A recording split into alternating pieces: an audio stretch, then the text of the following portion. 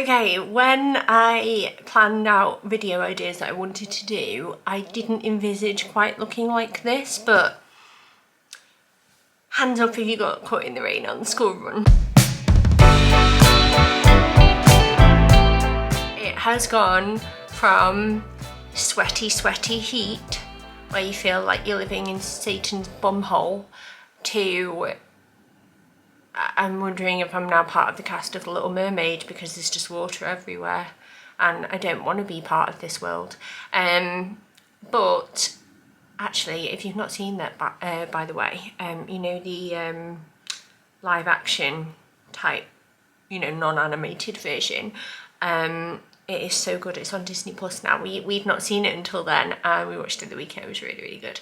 But yeah, sorry about my appearance, sorry that I look a bit bedraggled, and that I have like damp spots on my hoodie. I assure you it is rain, not sweat. But I really wanted to make this video, and if I spend a load of time in there trying to perfect myself and be perfect on camera, there's a less likely chance that I'll get it done, because I'm actually getting my hair done today. I'm really excited.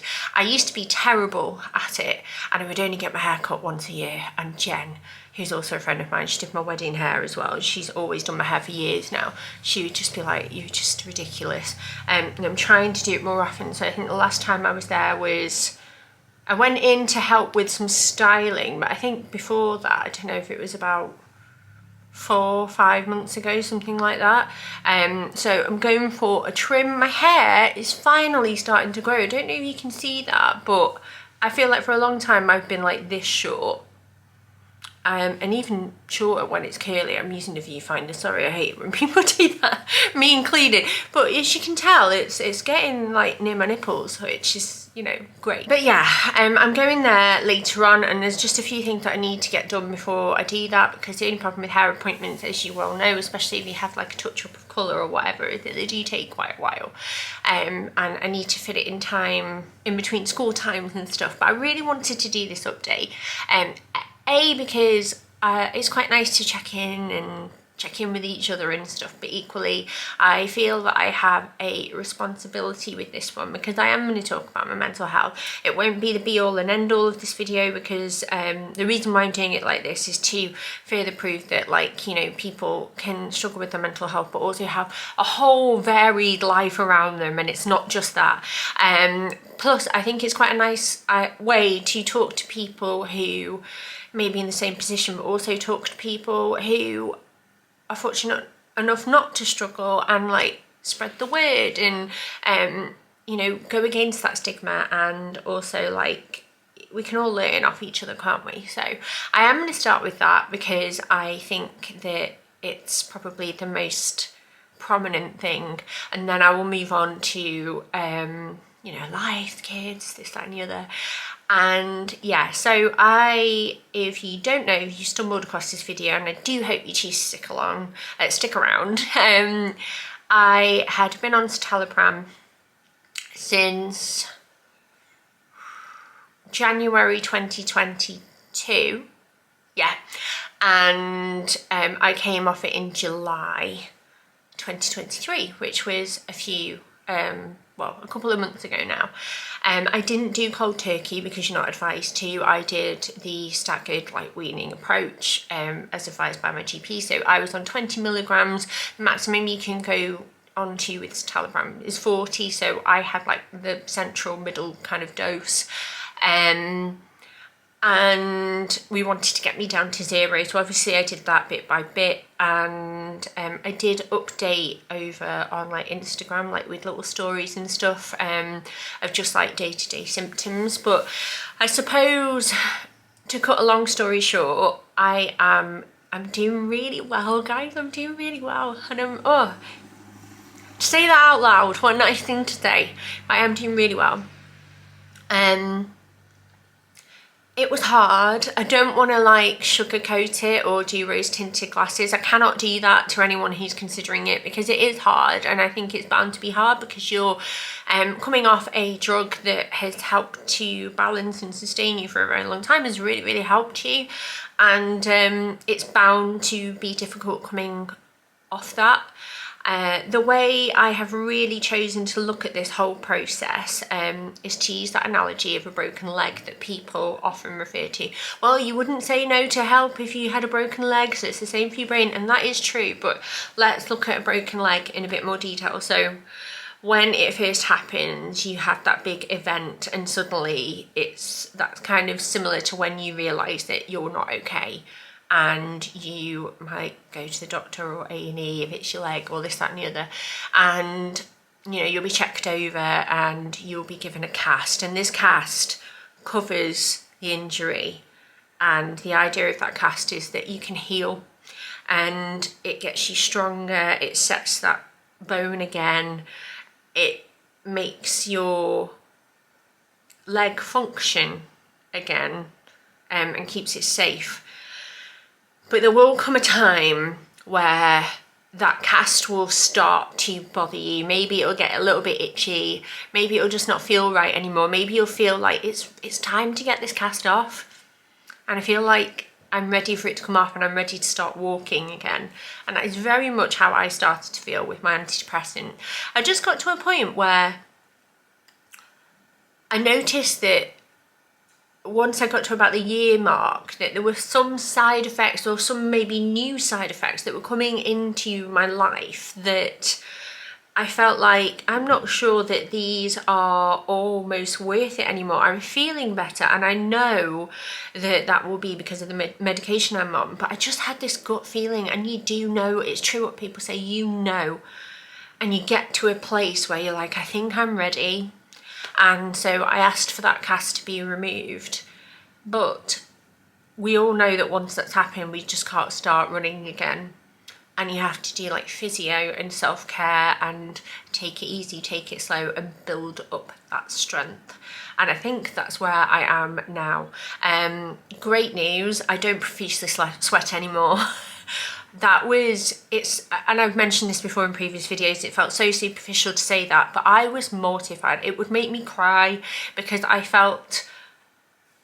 just felt like I couldn't function. Like I told you about how I didn't feel like I could hold Mark's hand when we were walking around the road anymore, and the kids would like hold my hand and go, Mama, you're sweaty. And you know, like, we all sweat and this, that and the other, but previous to that, it was never something that I ever struggled with. It was not. And I was very fortunate for that, and now I've been through it. I know that some people have conditions where they have to go through that all the time, and it is hard.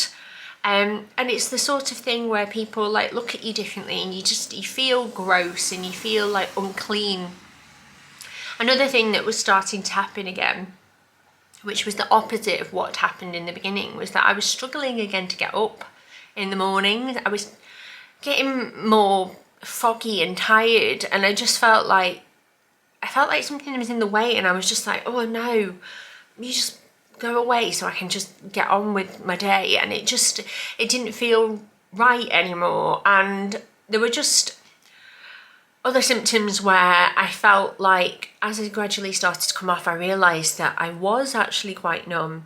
And I'm a very emotional person, so obviously I had some surplus emotions to share with everybody, but I cry so much more now. But that's not necessarily a bad thing, because I cry happy tears all the time. I'm one of those people that can watch an advert on the telly and burst into tears. I cry with joy, with gratitude, with appreciation, with love, and I wasn't really doing that. And I think the way that I'd like chosen not to talk about my journey until I got to the year mark was because I just did not have that capacity to be able to open up. And I'd become very autopilot. Don't get me wrong, I was still having fun. I was, my anxiety, my paranoia around certain like situations had faded, so I was able to get out there and make new friends. My life is so much brighter because of it, but it just didn't feel right. And it took me the first week where I was officially pill free, like drug free in terms of my antidepressants, was the week that we went to Wales. So I would say it was about 7 weeks from when I first started taking or reducing my amount, because I started in July and then Wales was mid-August. and it was really, really, it was huge to me. I remember we were walking through like the sand dunes and we were walking the dog and it was actually chucking it down. And the weather cleared later on that night, but I remember just feeling the wind smacking me in the face and the rain, like, you know, when it goes, like it's like a kind of coastal rain. And my kids were walking in front of me and my dog was trotting around and doing good sniffs and my husband was beside me, and I just felt so grateful. And because I think I'm all right. I do think I'm all right. I am obviously now in my physio stage of learning how to look after myself. I was going to say like naturally or holistically, but is there a way? I'm just trying to re-implement ways to manage my mental health without the need of medication now. Basically, that's what it is, isn't it? So I am...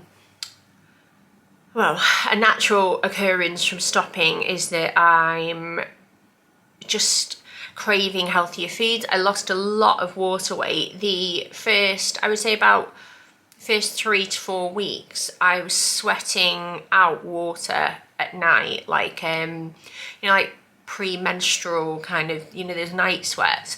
I was going to the toilet all the time, and I feel like you can see it on my face now. Like it's, like I was always a bit puffier somehow, and my fingers were swollen. I think that was a lot about the medication can cause you to become dehydrated, to retain water, and I'd gained weight and I feel I've already lost some, and those are positive things. I don't want to make it about vanity. Obviously I feel better in my skin than I have done in a while, and hopefully that continues, but equally about my health, because I didn't want to gain any more weight. I could feel it. I've got joint issues anyway, and obviously my syndrome affects my connective tissue, so it can cause me pain and discomfort, and I just feel like I'm on a good path. I feel like I feel healthier. I feel like I look healthier. I know I look a bit bedraggled now and I'm not really selling that, but trust me, I feel it. So I'm just eating better, I'm more focused, I'm not rushing back into doing loads of exercise because I took a break from that when I was coming off my meds. I just had to sort of focus on what I felt like I could do, because some days were really hard, and they were.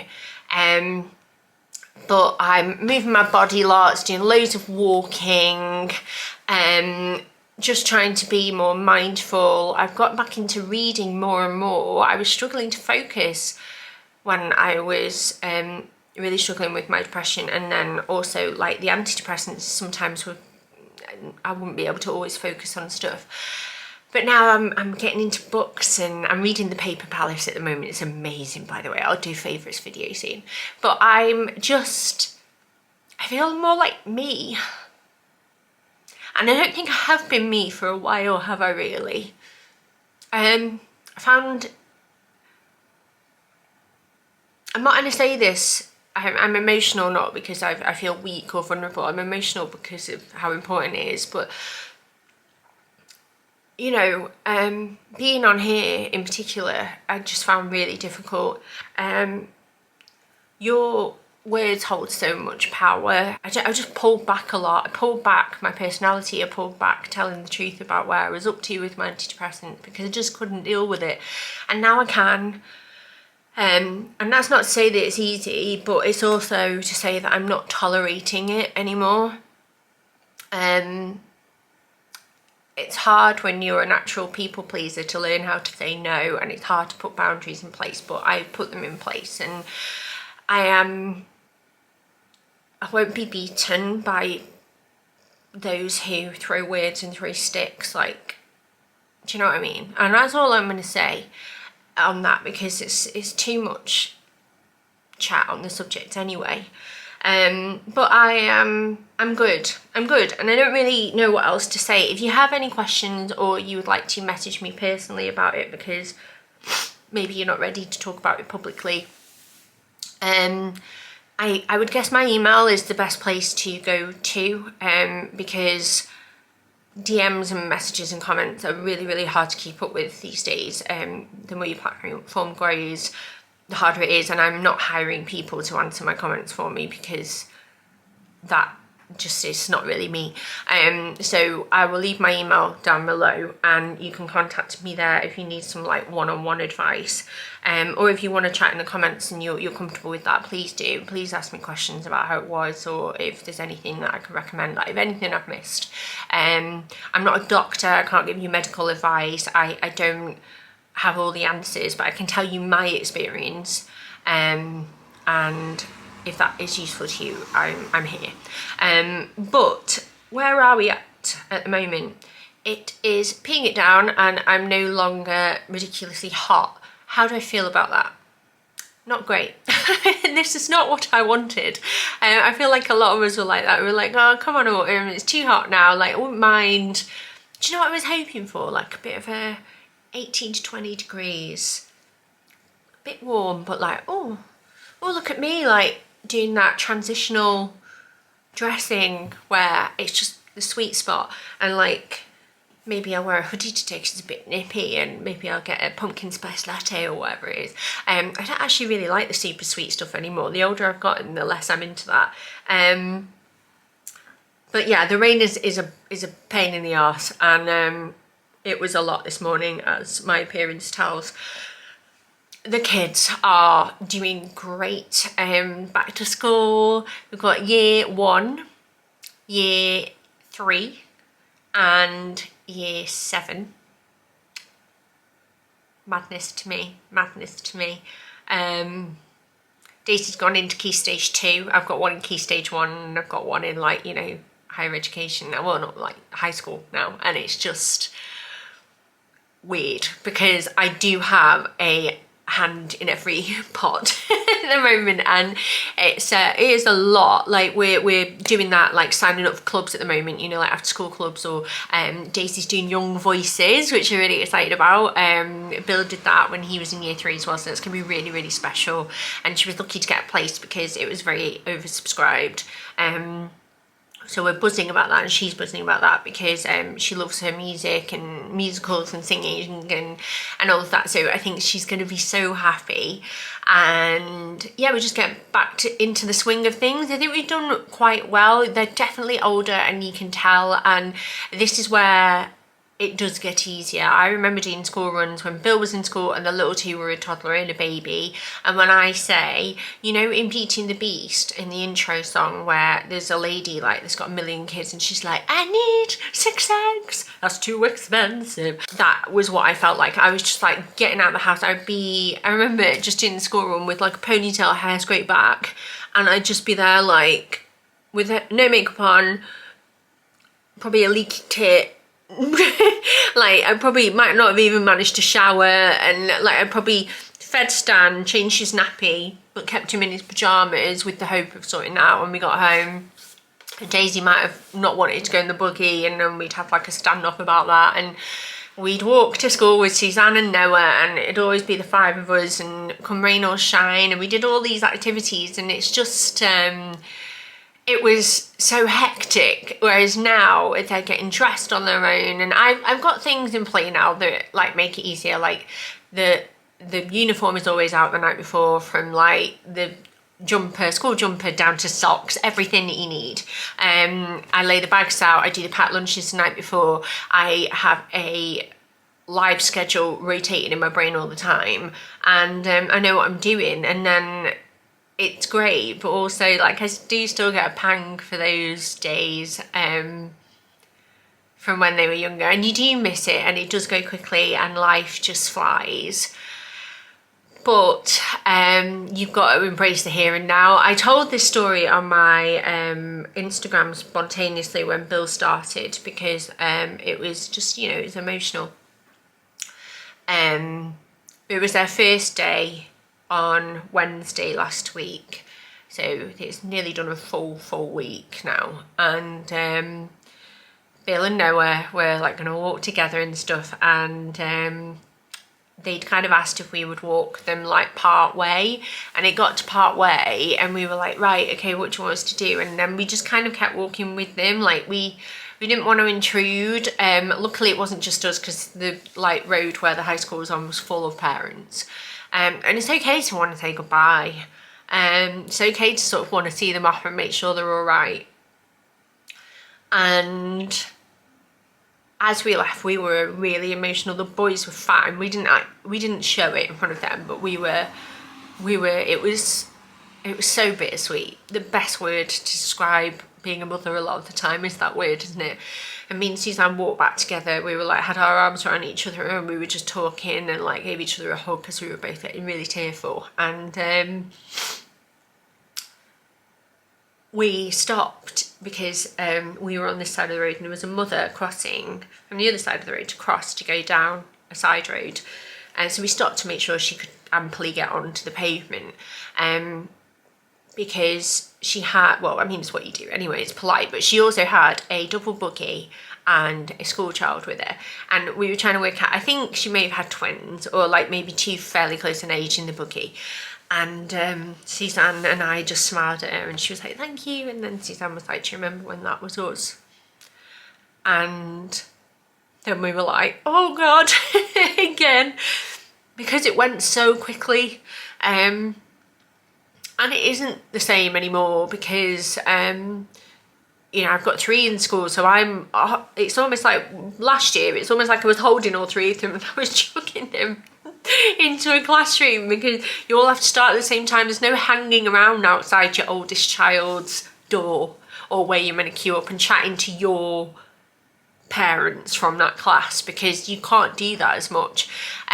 You're running around like a blue ass fly, and so you have to really work more at your relationships and getting to know people, and it's hard. We've still got the WhatsApp group for Bill's class. We're all like quite emotional. We've all agreed to try and stay in touch, even though the kids are all in different forms, and you know, we've all got like our lives are just full. But it's an end of an era, and anyone that says otherwise, like it's you know, it's amazing. He's doing so well. He's so happy. He was so ready. But at the same time, it's just like wow. My old form tutor has actually got him for one of his classes, which is weird. We were my form tutor's first ever form that he like had oversaw. So obviously he's still there because he wasn't too much older than us when he started. So that's been crazy. When I saw him on his timetable, I was like, oh my God. Because the timetables, by the way, look exactly the same. I mean, if it ain't broke, don't fix it, but they look exactly the same as when I was there. The font, the layout, the way that they organise the whole thing, and the way they use like teachers' initials for each side is exactly the same. And yeah, it's been really, really amazing to see him grow and thrive. He seems really happy. He's got loads of classes with friends that he already knows. They're all doing... They've stuck together really closely so far. I know we're only a week in, but they had a big barbecue at one of our other friends' houses at the weekend. They're all together having fun, and they're very tight-knit, and I do believe that they will stay like that. I imagine their group will just grow and combine with other people, but it's been amazing to see, because it's all you want. It's just that sense of relief, like I can let go now because you're okay. And we're working as a team, and we're all there for each other, and we've got each other, and that's the main thing. And that's the power of relationships when you become parents, like just having like-minded people around you, and you become like a family, like a real community. And I'm so grateful for the friendships that I've got. So grateful. Near, far, everywhere, different age groups, different reasons why we're friends, but I'm so grateful. I have never needed it more.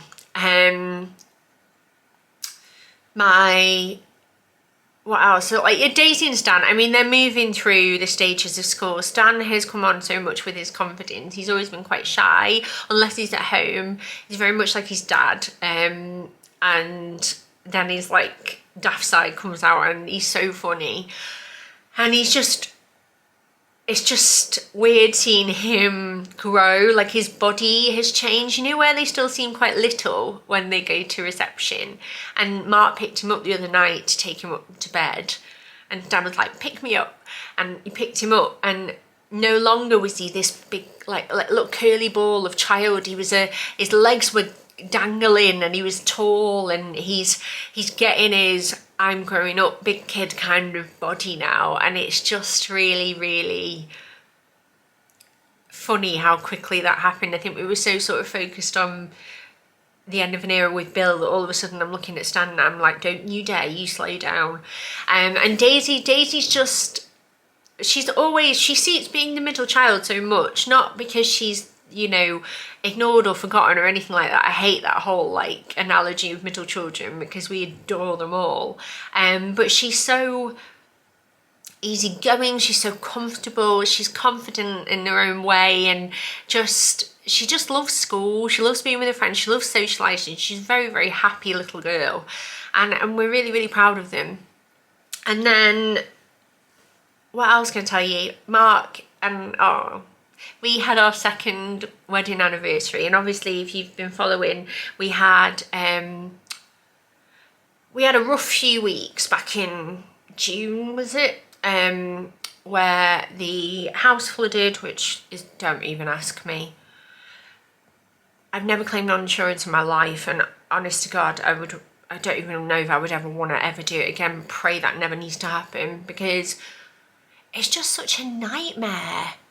It's so hard to get them to like speed things up. We're still in a place where we're like, what are we doing? So they said that we needed to pull all the floor up, and they were like, we'll give you this settlement. And we were like, we're not going to agree to that until we know how much it's going to cost to replace the floor. And that is the game with insurance, isn't it? It's what they always do. They try and give you an easy, like, oh, let's just get rid of them.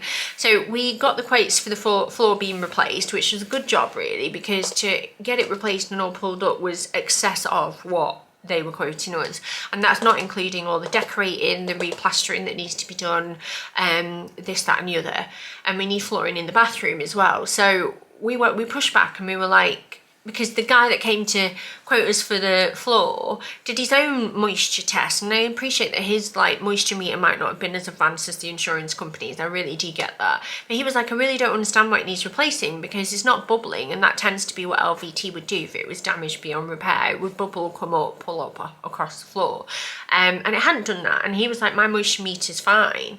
But I was like, well, yours might not be as good, but I'll go back to the insurance company anyway. And we were like, initially the insurance company said they'd pull all the floor up and then they would dry it out, and then we would pay to get someone to replace it all.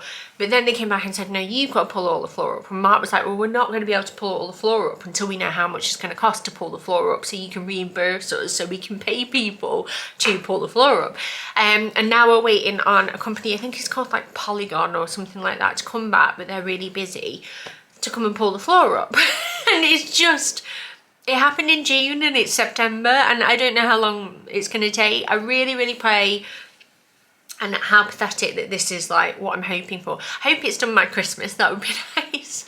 And it's minor in the grand scheme of things, but it's just the to and fro-in and like the not knowing. And obviously the colder it gets and the more wet it gets, we're at risk of like things like if there is damp or mold or moisture issues underneath the floor, between the floor and the damp proof membrane and all of that, then like obviously we want to get that sorted so it doesn't spread in the colder months, because it wouldn't be healthy for the kids and the pets and like us.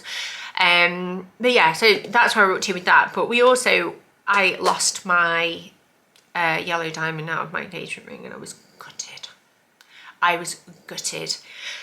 And it wasn't even that long after, and I'd cried and cried. I was like, it's ridiculous, now I'm having to claim twice, you've got to pay excess and all of that. And I was so sad, and I was saying to Mark, it's fine, just leave it, doesn't matter. And Mark was like, no, we're getting it replaced, it's insured, so we're going to get it sorted. And he sent it off, and first they had to go to a diamond marketplace, which ironically was the same place that the jeweller who helped Mark design my ring got hers from. So they went there, they went and found the exact match, and then they said it would take between 3 to 6 weeks for it to be repaired and then sent back. And I said to Mark literally every week since, have you heard from them yet? Have you heard from them yet? No. And then when it came to our anniversary, it hadn't come. It was the night before, because our anniversary is on the Sunday and we were celebrating on the Saturday, just because you never want to like celebrate on a Sunday, do you? Because you've got like work and school the next day. And we'd had our meal, and like we got Pastor Evangelist in, we'd had a really nice family day with the kids, and it was just really chilled and lovely. And the kids were upstairs in bed, because you could hear them, they were like elephant, and we put the In-Betweeners movie on just because we wanted a giggle. I know it's not romantic, but we were just in that kind of mood. And he paused it and he goes, when do you want your gift in your card? And I said, well, shall we do it tomorrow, because it's our anniversary tomorrow? And he went, oh. And I went, what? And he went, well, I really want to give it to you today. And I said, okay then, well, it's fine, like, I'm not complaining, it's fine. He was like, right, good, stay there and close your eyes. I was sat literally just here and closed my eyes, and I was sat there, and it like made me nervous. So I was like nervous laughing. And then he goes, right, open them. And I was like, no, because I got like, you know, when you just get a bit like, oh, what's it going to be? And I went, is it a puppy? As a joke, it definitely wouldn't have been a puppy. And I opened my eyes, and he was stood down on one knee with the jewellery box, and my ring was in it, and I just burst into tears because we got married in September, nearish to the day that he proposed, because we wanted to kind of have that continuation, because September just became this really special month, and it just reminded me of when he proposed. It was really special. I was like happy crying everywhere, and I've got it back now, and it's so beautiful. And the only issue that I've got is that since I had to remove it, I was only wearing my wedding ring, and I don't know why. It started when we were in Wales, but I've got something called ring rash, which is a thing, and I don't know if I might be slightly allergic to my wedding ring now. Maybe it's because it's worn and tarnished a bit, and sometimes it can be due to whether or not it like contains nickel. So I can't wear my wedding ring at the moment, but if you can see here, I don't know if it's going to focus, but can you see the rash there and the dry skin? And that's not been nice, so I've just got this on at the moment while it heals, because this doesn't bother it, but it gets really sore. So if you've ever had it and you've got any advice, would you let me know, because it's not very pleasant. Some people say to coat the inside of your ring with nail varnish, but then I feel like, is that going to damage the ring? I don't know, like clear nail varnish. Anyway, so that was lovely. We celebrated his birthday back on the 31st of August as well, so we went out for that, and we're just, yeah, we're doing great, and it was so nice. It was really, really special, and I was so touched. He made it so lovely. And this weekend coming up, he's booked me a massage at 1 o'clock, and he's taken Stanley and Daisy to his first PNE game. Their first PNE game. He supports Preston. Bill is not into football, but also Bill's dad supports Liverpool. Bill didn't want to go because he's not like a football fan, but also like we are respectful that that's like him and his dad's team. Do you know what I mean? Like we don't want to like it's very difficult because you want to include a child, but then you equally respect like he's got multiple facets to his family life. And plus, to be honest, Bill's in that stage at the moment where all he wants to do is be with his friends at the weekend, so I'm not going to argue with that. But I'm very, very excited because he was like, I want you just to have a bit of alone time for you. It's like, you did amazing over the summer and you deserve a break. And it was so nice of him. So that's what's happening on Saturday. I can't believe it. How lucky is that? I'm going to be sport for choice. You know what I'll do though? I'll go for a massage and then I'll clean and do something nice for my family, because that is just what I do. I like make a special meal for when they come back, because I know what I'm like. I'm not going to like chill, am I? I'm not going to take a nap or read a book. I'll just start fidgeting around the house because I'm a pain in the arse. He's already told me I'm not allowed to do that, but we all know I will. And yeah, like I'm looking forward to Halloween. I'm looking forward to getting some pumpkins up in my house now. I've not done it yet because I've not really had time, but I will do soon. And I'm looking forward to bonfire night and the run up to Christmas. Because it's nice to look forward rather than look back, and it's nice to be excited rather than be sad about, you know, like obviously summer was amazing. Like I've always been like this. I appreciate every season for what it has to share with us, because it's a nice way to enjoy it, isn't it? Like let's just do that. And also, let's just let people do things their way. If they're spooky girls and they want to put spooky stuff around the house, let them, because they're happy. If they're fall girls and they want to have pumpkins and knitwear and everything, and maybe it's a bit early for you, like let them, because they're not hurting anyone. You're just getting angry about stuff that you don't need to be angry about. You do you. If you want to like talk to the summer gods and summer back a second Indian summer, I'm with you all the way, as long as it's not as hot as the one last time. But I'm here for it. I'm here for seeing loads of happy people.